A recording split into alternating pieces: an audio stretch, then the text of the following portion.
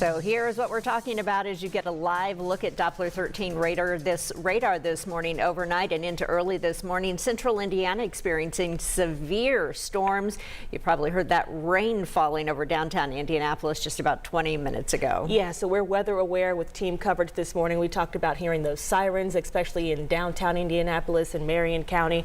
And we know that we have a lot of our crews out surveying the damage for this tour, kind of just keeping an eye on what things are like in our area.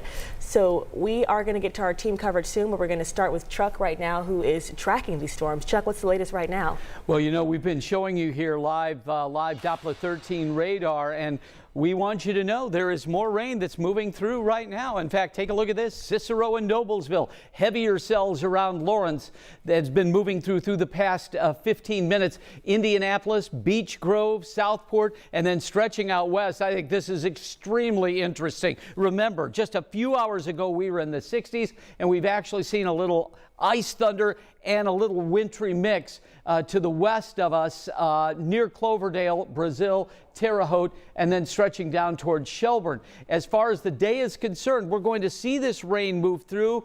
We could actually see a few snowflakes later on today, and then things are changing. But we still have these powerful winds. Right now, the gusts at Lafayette, 45 miles per hour at one point, folks. We had a 59 mile per hour gust here. Winds in Shelbyville at 30 miles per hour, Bloomington at 36. And as you might imagine, with that shift to a northwesterly breeze comes a really cool temperature. And now we've dropped to 39. That is almost 30 degrees drop since 1 o'clock this morning. It's 40 in Plainfield. It's 41 in Fishers. You folks in Newcastle at 47. It's mild in Richmond at 54, but it's 20 degrees cooler right now over in Brazil and Clay County. As we go through the morning, you bet it's going to be one of those days that's going to feel very cold. In fact, now we are well below the average high. After being above the average high, we're below, and we're going to have a temperature of around 33 when the kids are coming home from school today, sunset today at 6:36. Much more on this big change in the weather.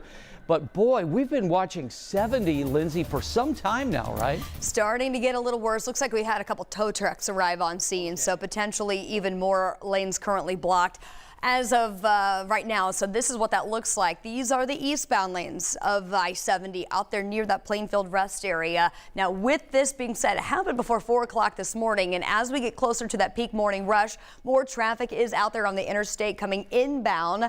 That's where that is located, and that is causing some backed up traffic if you're approaching this stretch of I-70. Want to show you where this is located on a map, and to go along with that, we've also had that light rain move back into the area. So this is also wet pavement that we're going to be dealing with. We're in the red, noticing that one lane block just to the west of that Plainfield exit along I-70.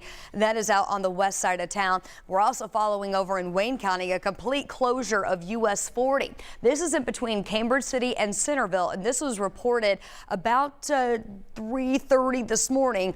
We do have some power lines and some power poles that are down across the interstate. So crews out there have estimated that closure will last at least through about 8, perhaps even 9 o'clock this morning. So your alternate route you're going to want to stick with is 70 that runs parallel with US 40 over in Wayne County. And Sam, you've been out there all morning over in Shelbyville. Now you've made your way into Johnson County.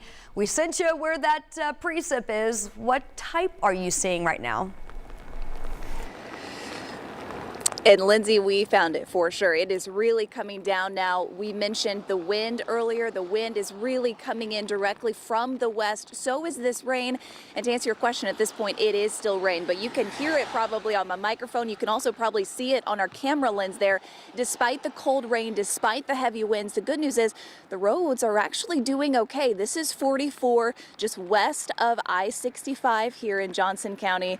Road conditions so far so good, but we know as temperatures drop, obviously that could be a concern with a mixture of precipitation later this morning. I do want to mention real quick, we reached out to Johnson County EMA. They tell us they had a few trees down earlier today.